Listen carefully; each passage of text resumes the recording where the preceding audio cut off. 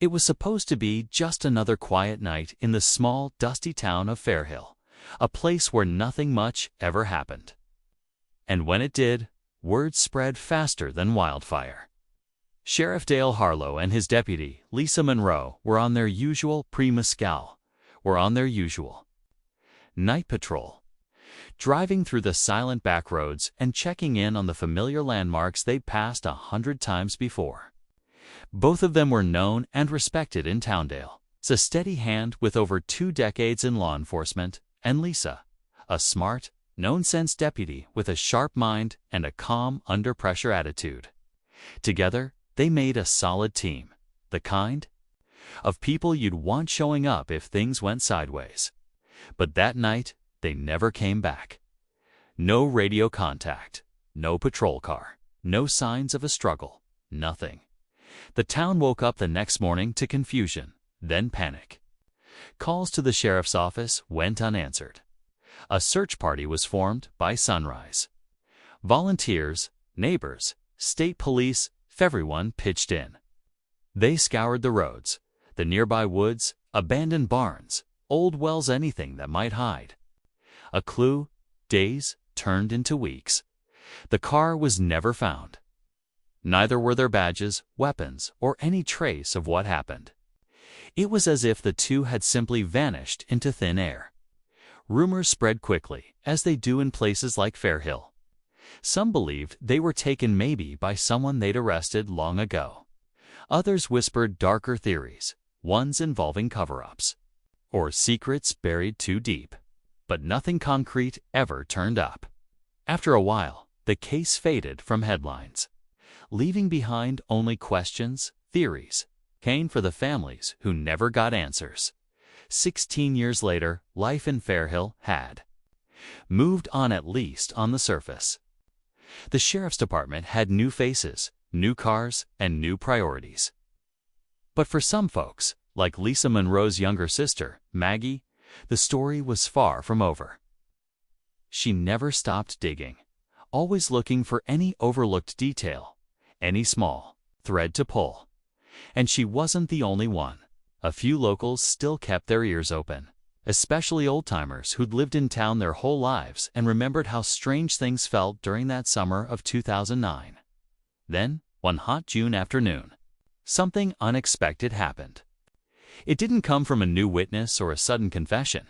It came from a place no one had thought to look: a forgotten outhouse, half sunken into the earth on the edge of a long-abandoned property just outside of town. It was the kind of spot people drove by without even noticing anymore. Overgrown, quiet, and isolated, it hadn't seen a visitor in years. A crew was out clearing land for a new development when one of the workers decided to check it out. It was more curiosity than anything else, but what he found inside would change everything. At first, it looked like just an old wooden seat, weathered and cracked from the elements. But when the floorboards creaked under his feet, he paused. Something didn't feel right. There was a hollow echo beneath him, a space that shouldn't have been there. That's when he called it in. And that's when the past came crashing. Back like a wave no one saw coming. Forensic teams arrived quickly, blocking off the area and digging beneath the outhouse's base. And buried just a few feet down, they found the remains of what appeared to be a decaying uniform, a service weapon.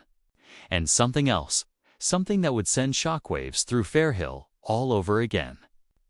The investigation, once cold as stone, was suddenly burning hot.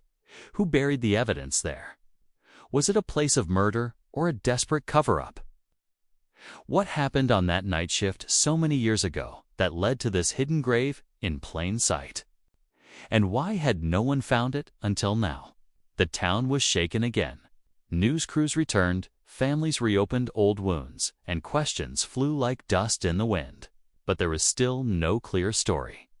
Just fragments, clues, and a growing sense that something had been very wrong all along.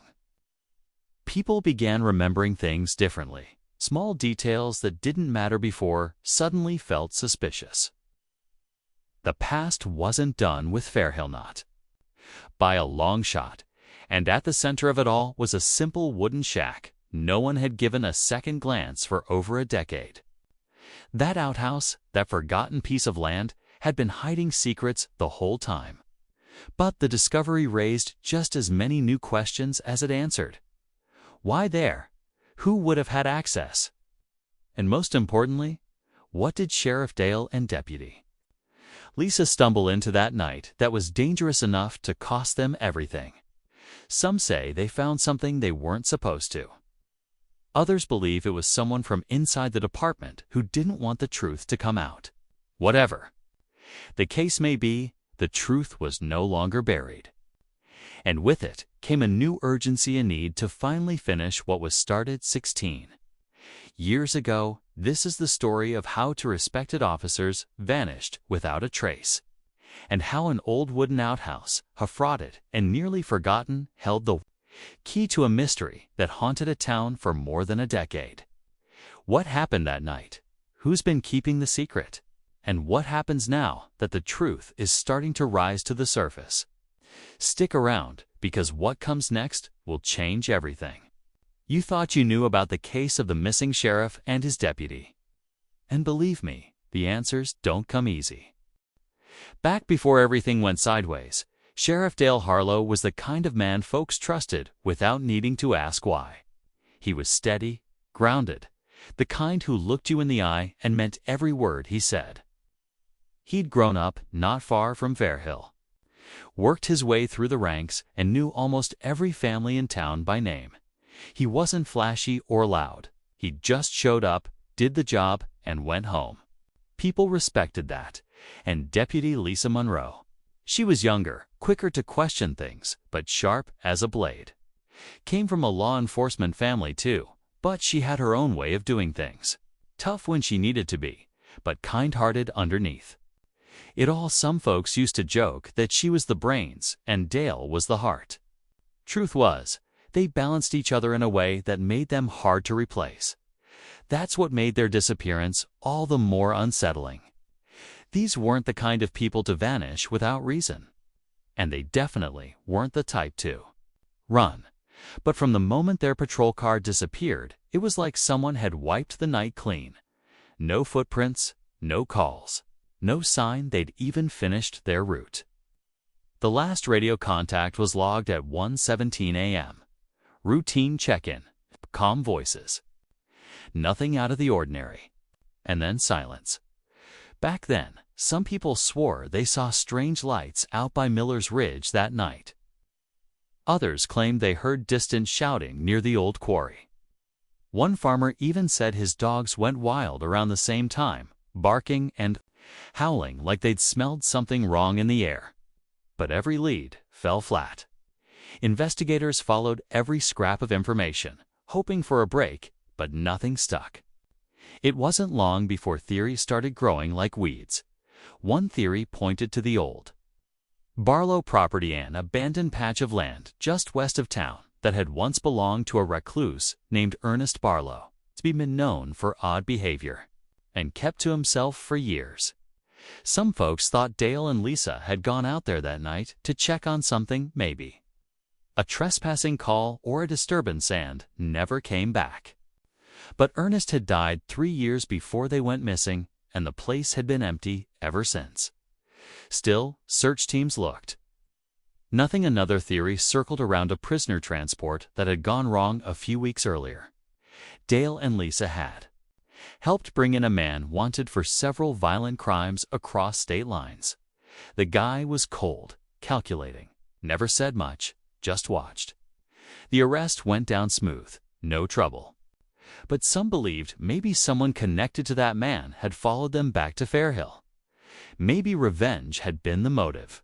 Maybe it wasn't random at all, but there was also the simpler, more painful possibility, the idea that someone from inside the department, someone they trusted, might have played a role. That suggestion was never spoken too loudly. Fairhill's law enforcement wasn't huge, and raising questions like that could shatter everything. Still, the silence around the case made people wonder, especially once the years passed and the file slowly slipped from public view. Maggie Monroe never let it go. Lisa's sister had been in college when it happened. She left everything behind after the news, moved back home, and started digging. So pored over police reports, radio logs, even old maps. She talked to anyone willing to remember. Most folks admired her persistence, even if it made them uncomfortable. There were days when it looked like she was chasing ghosts, but she kept at it. The truth mattered more than being comfortable. When that call came in from the construction crew about the old outhouse, Maggie was one of the first on scene. She'd passed that spot countless times over the years, never thinking twice. No one did. The place was just a forgotten sliver of land, left behind like so many other things in Fairhill. But when they pulled up the floorboards and found what had been buried underneath, everything froze. The partial remains, the scraps of cloth matching an old uniform, the rusted metal of a badge was all there. And buried beside it, something else. A faded photograph. The photo was old, slightly torn at the edges, but unmistakable. Sheriff Dale and Lisa, standing outside the department, smiling in the afternoon sun. But what stood out wasn't them, it was the background. Behind them, just barely visible, was a person watching. Blurred, out of focus, but clearly there. And it wasn't someone anyone recognized from town. That detail set off a wave of questions all over again. What had Dale and Lisa stumbled onto? Was this person following them that day? Or had the photo been taken before something darker was set in motion? And why had that picture been buried along with what remained of their patrol gear? Forensics tried to piece things together, but time had done its damage. The elements had worn down most of the evidence. Even the gun found near the remains had its serial number scratched off, like someone wanted it lost to time. But small details still survived: traces of metal, faint imprints in the wood, and fibers that didn't match either officer's uniform. Clues that hinted someone else had been there that night. As the story resurfaced, so did the unease. Fairhill wasn't the kind of place that handled mystery well. People preferred things simple, clear-cut. But now, they had a half-finished puzzle on their hands and no instructions on how to solve it. Local news picked it up again. Old reporters dusted off their notebooks. Podcasts and blogs started speculating wildly, some more respectful than others. But for those who lived in Fairhill, especially the families involved, this wasn't entertainment. It was real. The hurt hadn't faded, it had only gone quiet. The current sheriff, Robert Ellison, promised transparency. He was a teenager when Dale vanished, had looked up to him. Now he stood behind press conference mics, swearing to find answers. But he knew it wouldn't be easy. Too much time had passed. Too many secrets had settled like dust in corners. No one thought to check. And while everyone was focused on the outhouse and what it revealed, something else began to stir quietly in the background. An old ledger was found in a county archive, misfiled under road repairs. It mentioned a series of calls made from a burner phone the night of the disappearance. Calls that bounced off a now-defunct cell tower near the edge of Barlow's land, a place no one had looked in years. And near that tower, a rusted metal gate, chained shut, behind which sat a decaying shack no one remembered building. Fairhill had always kept its secrets well. But now they were starting to push their way to the surface piece by piece, clue by clue. And with every answer came a deeper sense of dread. Because the real question wasn't just what happened to Dale and Lisa. It was who wanted them gone, badly enough to erase them from the map hand. How far were they willing to go to make sure the truth never came out? And the more people started looking, the clearer it became. This wasn't over. Not by a long shot. Maggie Monroe stood outside the construction site long after the forensics team packed up and left. The sun had dipped low, painting the field in long shadows.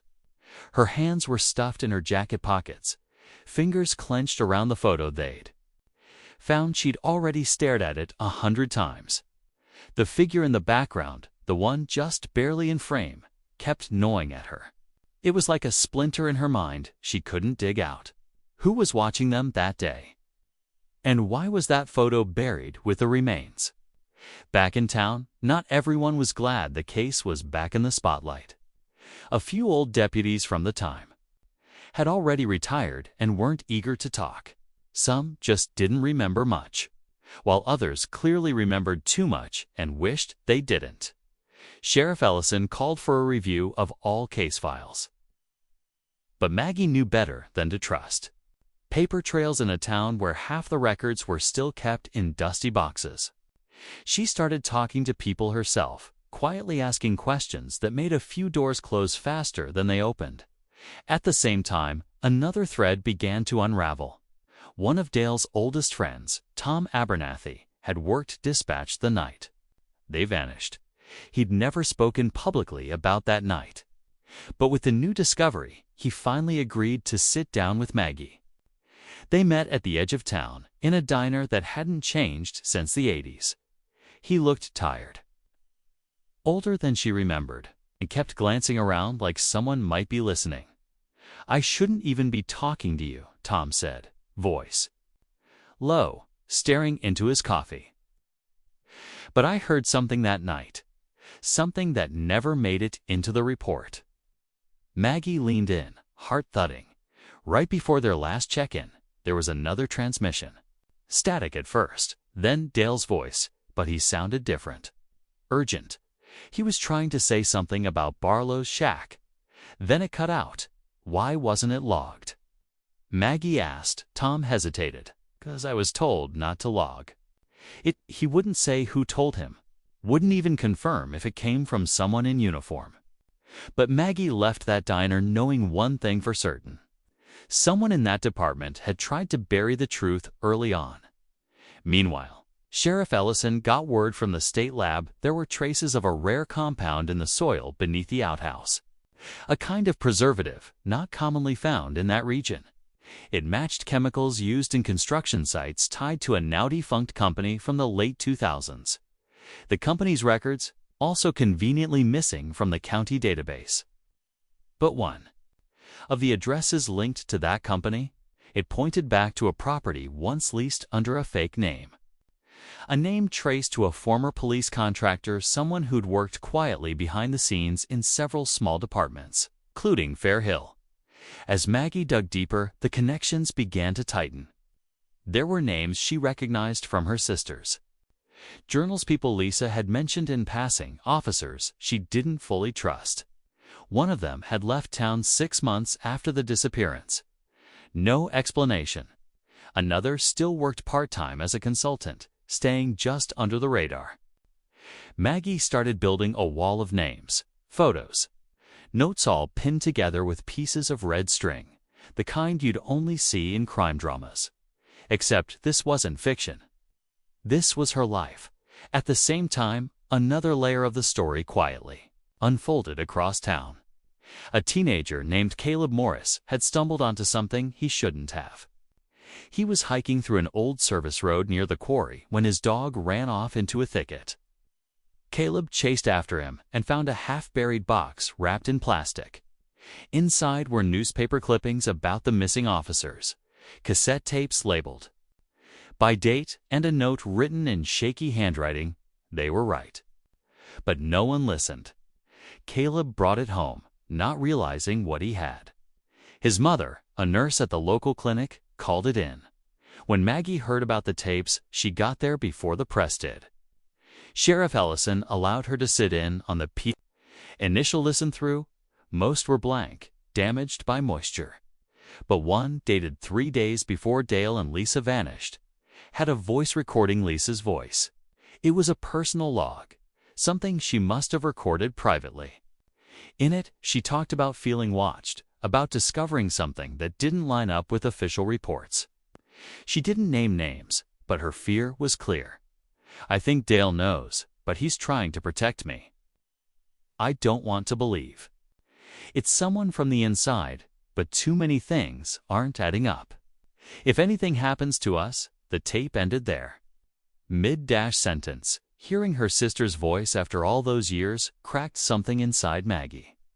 it also confirmed her worst fear. Lisa hadn't just vanished into the night. She'd known something dangerous. And someone made sure that knowledge disappeared with her, but not everything had vanished. Over the next week, Maggie tracked down a former reporter named Clarence Deeds, who'd been fired after pushing too hard on the story back in 2009. He'd moved away, grown bitter, but still had a box of notes and photos he'd saved. One picture, buried under stacks of scribbled observations, showed a black SUV parked outside the sheriff's station the day before Dale and Lisa went missing. No one ever reported seeing it. But Maggie found it in the background of two different photos, taken hours apart. Same angle, same car. Someone had been watching them. The deeper she went, the more tangled everything became. There were whispers of illegal surveillance, a shipment of equipment that disappeared from evidence lockup, a secret informant who vanished the month after. The disappearance. And in the middle of it all was that piece of land where the outhouse had stood, now roped off and guarded around the clock. But the most chilling discovery came not from the soil or the tapes, but from a single logbook. Maggie found it buried in a storage shed near the old Barlow property. It wasn't official. It's just a handwritten notebook filled with dates, times, and initials. Some of the entries matched the dates Dale and Lisa had investigated strange calls, ones that were never recorded by dispatch. Someone had been keeping track, not just of them, but of everything. As the weeks passed, the tension in Fairhill thickened. Neighbors started locking their doors again. People avoided eye contact. And every time Maggie walked down Main Street, she could feel the weight of it, like everyone knew the truth was getting closer. But no one wanted to be the one to say it out loud, because whoever had buried those secrets had done it for a reason. And now, with each clue that surfaced, the risk of what might come next only grew larger. This wasn't just about two officers anymore. It was about a truth that had been hidden in plain sight for 16 years. What might happen if it was finally brought to light? The wind was picking up as Maggie stood near the old Barlow shack, the one just beyond the rusted gates Sheriff Ellison had flagged after that strange ledger turned up. The property had been abandoned for over a decade, but something about it didn't feel forgotten. The trees around it seemed twisted in strange directions, the ground uneven like it had been disturbed before. Maggie had snuck out there without telling anyone, no deputies, no press, not even Ellison. She needed to see it herself. Whatever had started 16 years ago. She was finally close to touching it. Inside the shack, the floorboards were warped, and a heavy scent of damp wood and mold hung in the air. She swept her flashlight slowly, catching glimpses of old crates, broken furniture, and scattered papers. Then, in the far corner, she saw it a trapdoor, just slightly raised, like someone hadn't closed it all the way. Her stomach knotted. She crouched, heart racing, and pulled it open. It revealed a narrow, dark tunnel lined with wooden supports, the kind used in mining shafts or old storm shelters. Maggie hesitated for only a second before climbing down, flashlight in one hand, phone in the other. The air was colder, stiller. The only sound was her breathing. She stepped carefully, watching the walls. Then her light hit something, a metal filing cabinet, dented and rusted, but still sealed. Around it were crates marked records and confidential. Some were half-burned, like someone had started to destroy them and never finished. She opened one box and found copies of arrest logs, photos, maps, none of which matched the official reports. These weren't just misplaced records, they were hidden. She flipped through a folder and froze. Inside was a memo signed by someone she recognized, an officer who had left town shortly after the disappearance. It mentioned surveillance operations and unsanctioned activity tied to properties across Fairhill. The names of several officers were listed, including Dale Harlow's. But what chilled her most was the last page, a handwritten note that read, Harlow and Monroe dig deeper, stop them. Permanently. Maggie backed away from the boxers, heart slamming in her chest. She took photos of everything, her hands shaking, then quickly climbed out of the shack. She didn't notice the truck parked half a mile down the dirt road, tucked behind the trees. But someone was watching. Someone had followed her. Back in town, Sheriff Ellison was starting to feel the pressure, too. He'd been getting calls from a number that wasn't listed anywhere, just silence on the line, over and over. At first, he thought it was a prank. But then someone slipped an envelope under his office door. Inside were surveillance photos, him, Maggie, and even old pictures of Dale and Lisa taken just days before they vanished. Along with them was a message scrawled in red ink. Stop digging. He immediately called Maggie, but she didn't pick up. She was already on her way to meet Clarence Deeds, the former reporter who'd gone into hiding after being fired all those years ago. They met in a rundown motel outside county lines, where Clarence had stashed more of his research. He brought out a folder marked Unverified Leads to 2009, and inside were clippings about a federal contractor who'd been hired during a short-lived town security grant program. His name had been blacked out in most records. But Clarence had a grainy photo, and Maggie's jaw dropped when she saw it. It was the same blurred figure from the old photo, eh? The one standing behind Dale and Lisa. His name's come up in a couple of shady disappearances, Clarence whispered, as if afraid the walls could hear. I tried to publish a story about him once.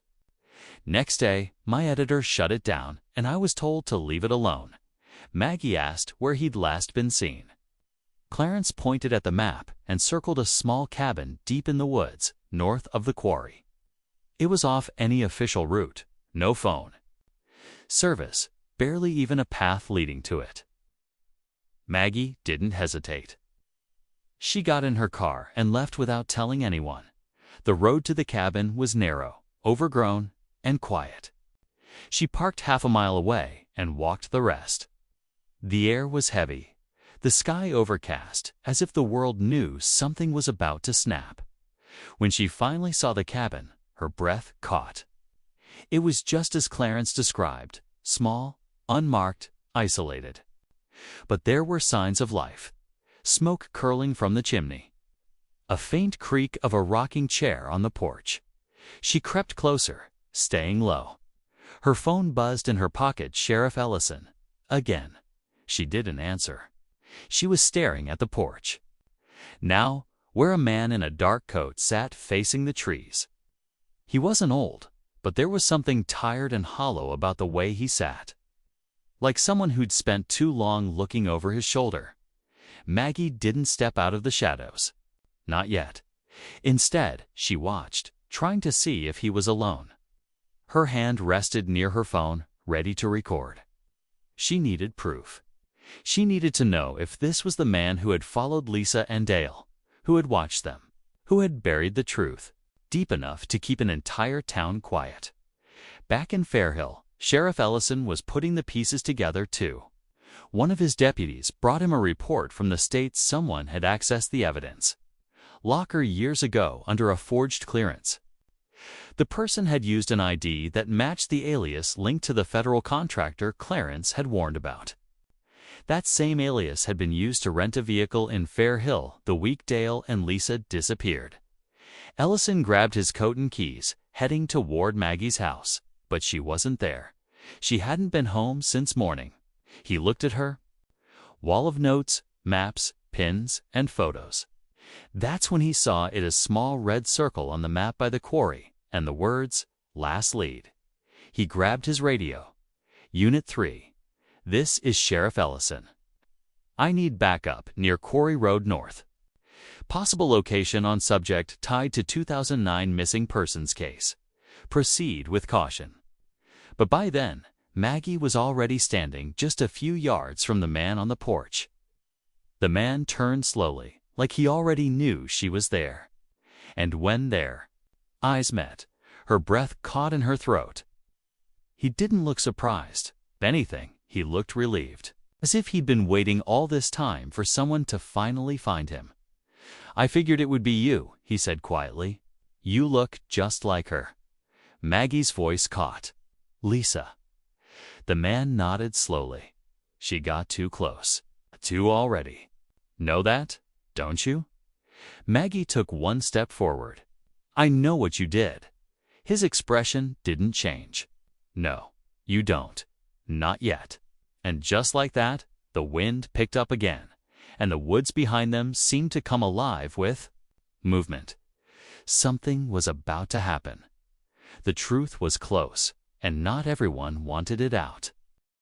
Maggie's heart pounded in her chest as she stared at the man sitting on the porch.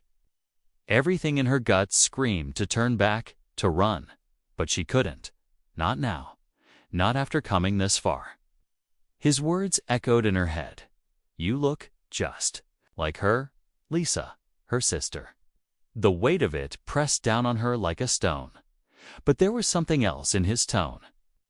Not guilt, exactly. Something colder. Like this had all been inevitable. He stood slowly, not reaching for a weapon, not threatening, just calm. Almost too calm. "You're asking the wrong questions," he said, stepping down from the porch. "You think it's about who pulled the trigger or who buried the files. But it goes deeper. This wasn't just a cover-up pit, was an operation." Maggie narrowed her eyes. "Operation." He nodded. "Back then, we were running surveillance on rural law enforcement departments. Looking for patterns, testing control. Systems. Dale and Lisa weren't just unlucky, they walked into something bigger than Fairhill. Bigger than me. And when they did, someone decided they had to disappear." Maggie didn't believe him. Not at first. But then he reached into his coat pocket, not a gun, but a small USB drive, weathered and taped at the edges. He held it out to her. "I've been holding on to this for years, too scared to use it. Too scared to destroy it. It's a piece of the puzzle your sister died for. But you need to understand, once you open this, there's no walking it back. Others are watching. Always have been." Before she could say another word, the sharp crack of a branch snapped behind them. Maggie spun around, flashlight sweeping, through the trees. Figures moved just at the edge of the light, quick, silent, dressed in dark clothing. Not local law enforcement, not neighbors. This was something else. The man grabbed her arm. "They're here. They always show up when this thing gets close to the surface." Suddenly, a flare burst in the sky, bright red, lighting the entire woods in a pulsing glow. Someone was signaling. Ha! Maggie's phone buzzed with a message from Sheriff Ellison. "Stay where you are. I'm close. Do not engage." But it was already too late. 3 men in tactical gear emerged from the tree line. Weapons not raised, but .knee. Weapons not raised, but visible. Their faces were covered. Their movements smooth, practiced, not amateurs. One of them pointed at the man beside her. "You've said too much." Maggie stepped between them, voice shaking. "You're not with any agency I recognize." "Who are you?" The lead figure ignored her. "Hand over the drive." The man with her didn't flinch. "If you take it now, it goes public. I've got Deadman protocols set. My insurance." The man in black paused, then turned his attention to Maggie. "You don't know what's on that drive. You don't know who you're protecting." "I?" "No, my sister's voice was on a tape, saying she was scared. I know 2 officers went missing, and no one ever gave answers. So yeah, maybe I don't know everything, but I know enough." Then, for a split second, something shifted. The tension cracked. A second group emerged from the tree, Sheriff Ellison and 2 deputies. Weapons drawn, lights shining on both Maggie and the shadowy figures. Ellison shouted, "Drop your weapons. Hands where I can see them." One of the masked men hesitated, then slowly backed up into the trees. The others followed, melting away like they'd never been there.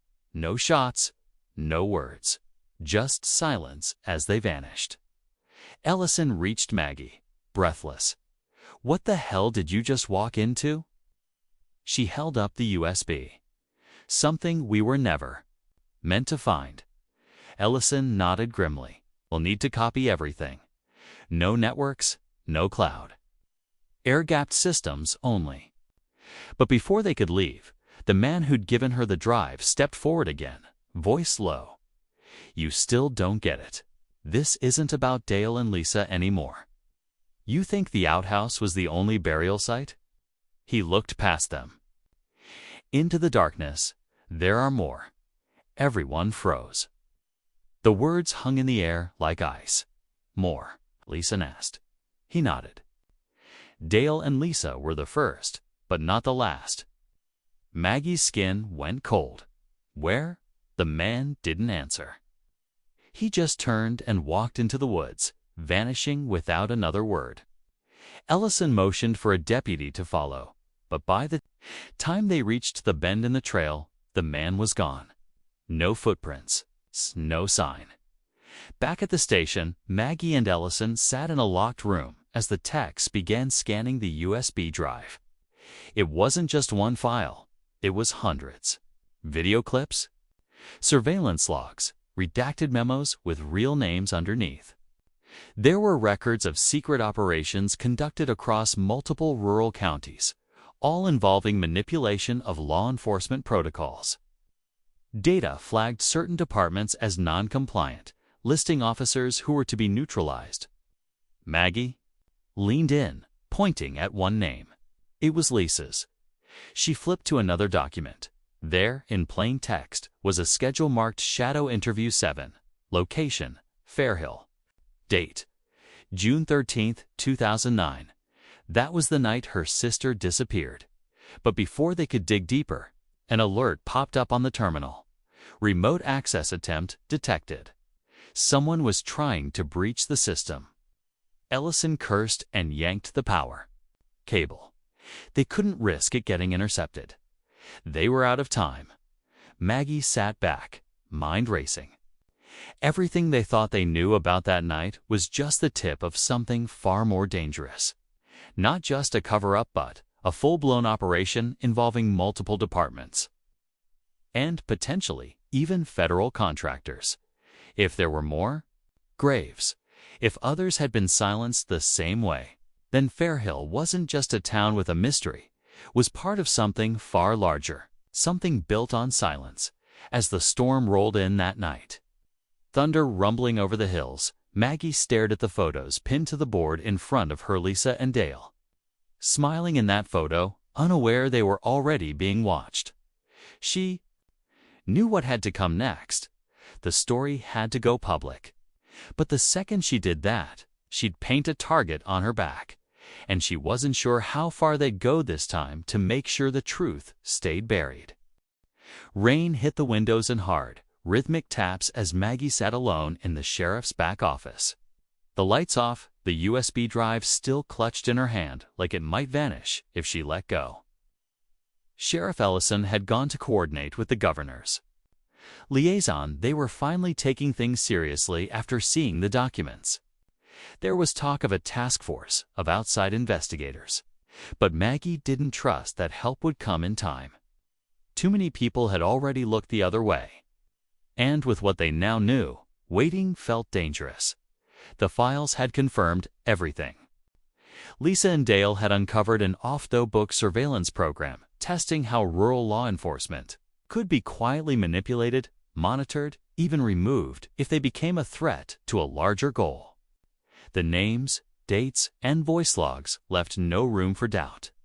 It hadn't started in Fairhill, but it had certainly found a willing testbed there. Maggie had read over one line again and again. Subject D. Harlow demonstrated resistance to asset integration.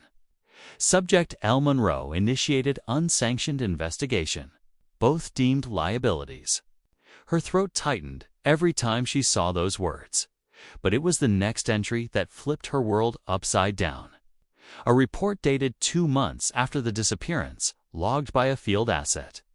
Simply read, Subject LM, neutralization unsuccessful. Recovered, reassignment in progress. Maggie stared at it in disbelief. Lisa, alive. The report had no location, no status, no further explanation. Just that single line buried among dozens of unrelated memos. It didn't make sense. Lisa had never contacted anyone, never been seen. Her remains were never confirmed. But that file changed everything. She grabbed her coat and ran out into the storm, her mind a blur. If Lisa was still out there, if she had survived whatever had happened that night, then someone had kept her. Hidden, or worse, used her. Maggie needed to find that man again, the one who'd handed her the drive and vanished into the woods. He had known more than he let on. She felt it. Sheriff Ellison's patrol car screeched to a stop as she reached her truck. He jumped out, soaked from the rain, holding another file, one that had just come in from an anonymous drop at the department. Gate inside were coordinates and one line of text, where it ends. The coordinates led to an old ranger station deep in the national forest, long shut down after a fire over a decade ago. Maggie and Ellison drove in silence, headlights cutting through fog and rain. The woods grew darker as they went, trees closing in like walls. By the time they reached the cabin, the signal on their phones had long disappeared. The door to the station was cracked open. Maggie entered first. Flashlight sweeping the room, empty, dusty.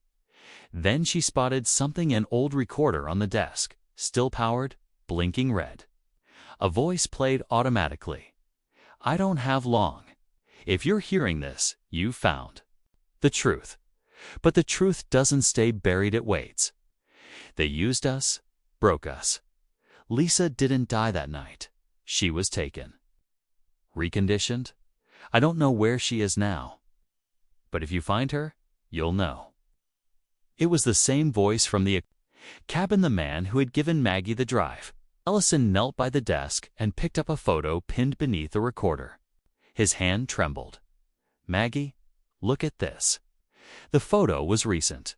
Lisa, not 16 years younger. Present day. Her hair was shorter, her eyes harder. She stood in a plain uniform, no badge, no name tag. Behind her, a nondescript building, no signs, no logos. But Maggie recognized her sister's face instantly. The storm outside raged harder, and a noise behind them made both turn. A low creak. Someone stepping inside. The figure who entered wasn't armed. She moved carefully, watching them. And when her face caught the light, Maggie nearly dropped the flashlight. Lisa, her sister, didn't smile, didn't cry. Her expression was blank at first, like a stranger trying to remember something far away. Then, slowly, something shifted in her eyes. Recognition. Pain. "Maggie?" she whispered, voice raw. Maggie rushed to her arms, wrapping around her without thinking. Lisa didn't resist, but her body was tense, like someone who hadn't been held in years. When they finally pulled apart, Lisa looked at Ellison, then back to her sister. "They didn't kill me," she said, voice shaking. "They erased me." Over the next hour, inside the dusty ranger station, while the storm raged on, Lisa told them everything. After she and Dale were taken, they were separated.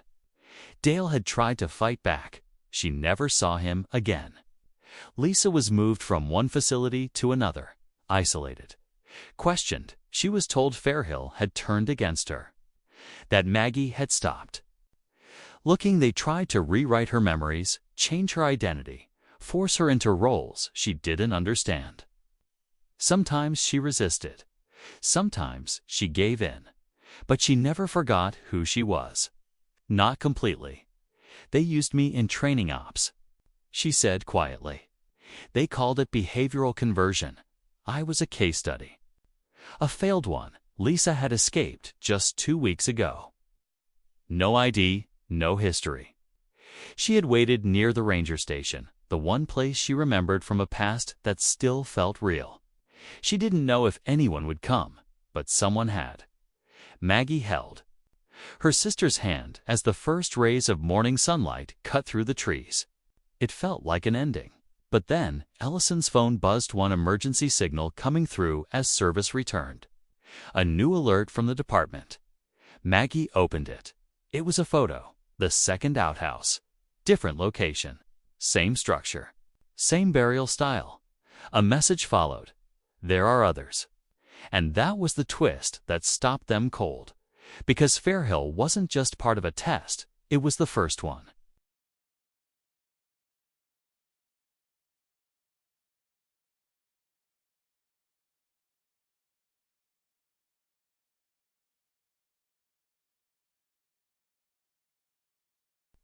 The air felt different that morning. Still heavy from the storm, but filled now with something else, relief. Maybe. Or the kind of quiet that follows after long-forgotten truths are finally spoken aloud. Maggie sat beside Lisa on the tailgate of the truck outside the ranger station, neither of them saying much. Sometimes silence was the only thing that fit. Sheriff Ellison stood nearby, speaking into his phone, relaying everything to state authorities who were already mobilizing after. The second outhouse location came in. But Maggie wasn't thinking about the bigger picture yet. Not the operation, not the files, not the others. She just kept glancing at her sister, studying the lines on her face, the way she moved. How her eyes didn't always stay still. 16. Years had changed her. But underneath all that, she was still Lisa. Back at the Fairhill station, the town was waking up to the news. The story had broken early that morning when someone inside leaked a portion of the USB contents to the press. Within hours, it spread. Not just about Dale and Lisa, but about a much broader network of buried operations. Hidden surveillance and unlawful experiments done under fake names and forged contracts. The headlines used terms like rural law enforcement manipulation, deep state testing, and disappeared deputies program. Fairhill became the center of something much larger than itself. And people were listening. Investigators arrived by noon, setting up a secure perimeter around the second outhouse site. This one wasn't in a field or a construction zone. It was behind an old barn near the county line, a place once owned by a retired officer who'd passed away years ago. Inside the buried chamber, they found the same kind of remains, the same uniform scraps, another tarnished badge. The name etched on it belonged to Officer James Connors, a man reported missing from a neighboring town a year after Dale and Lisa vanished.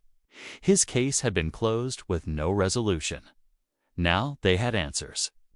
And with each answer came more questions. Lisa worked with a trauma specialist brought in by the state to begin piecing her memories together. She remembered being in sterile white rooms, answering scripted questions, watching the same footage over and over until it began to blur. She remembered being told her name wasn't Lisa anymore, that her town had forgotten her. She spoke of someone called Handler Red, a man who oversaw most of her reconditioning. But there were no clear records on him, no files, only traces in off-the-book invoices, all tied back to shell companies that no longer existed. As the story spread, other families came forward, people from towns like Fairhill who had also lost someone to strange circumstances, someone who never got a proper investigation. Patterns began to emerge. Maggie worked closely with a task force compiling names, dates, and locations. Dale was one of the earliest, but he wasn't the last. Lisa gave them enough to start identifying safe houses, routes, and fake IDs used in the network. The truth began to crack open wider. Sheriff Ellison submitted his resignation 2 weeks later. Not out of guilt, but because he believed new leadership was needed for Fairhill to truly heal. He remained in town, helping from the sidelines, ensuring nothing was lost in the transition. Maggie was offered a consulting role with the state investigation. She turned it down at first, unsure if she wanted to spend the rest of her life chasing something that had already taken so much from her. But Lisa encouraged her. "You're good at this," she said one night.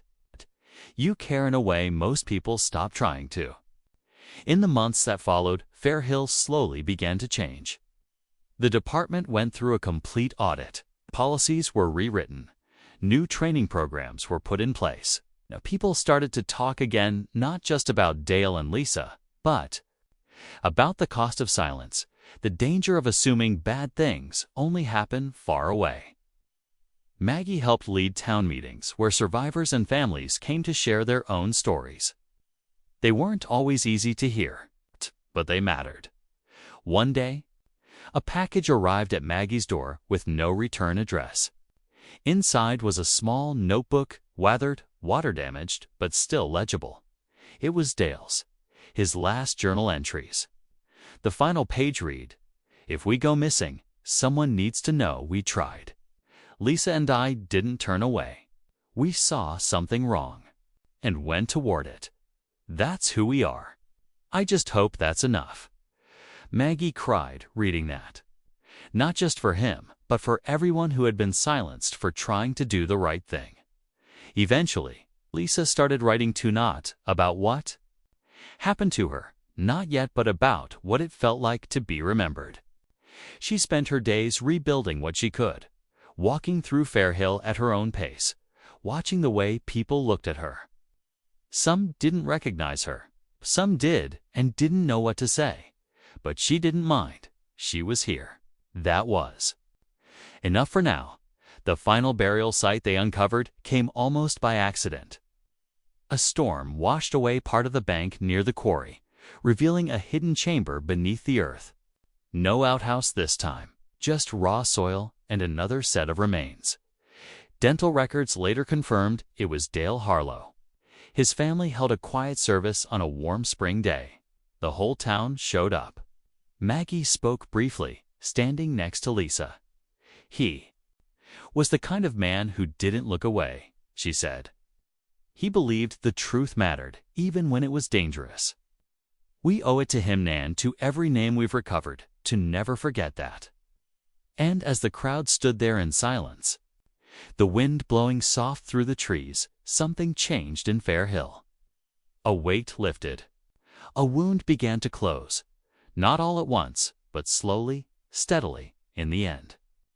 The story of Dale and Lisa wasn't just about what happened to them.